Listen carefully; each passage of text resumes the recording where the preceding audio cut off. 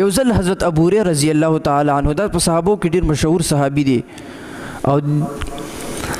دا یو ځل نبی علیه الصلاۃ والسلام لراله او نبی علیه الصلاۃ والسلام ورته فرمایي ولی نو حضرت ابو هريره رضی الله تعالی عنہ ورته فرمایل چې مور او عالم ولی نو د دې مور هغه ټیم هغه ته اسلام نو نو قبول کړي نو نبی علیه الصلاۃ والسلام ورته دعا وکړه یا الله د حضرت ابو هريره رضی الله تعالی عنہ مور ته اسلام دولت نصیب کی نو د دې دومره ایمان پوخو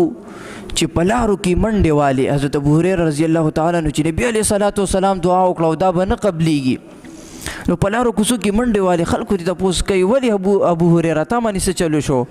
وایي نبی علیه الصلاۃ والسلام یو دعا کړې ده او زه کور ته منډې وم چې د نبی علیه الصلاۃ والسلام هغه دعا به زر رسیږي که زه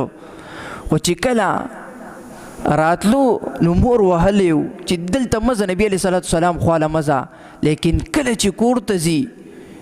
او هغه والو سره د خپل اسلام نه دی برخې مجاهده کړې ده بیا یې خپل مور او پلار سره محبت و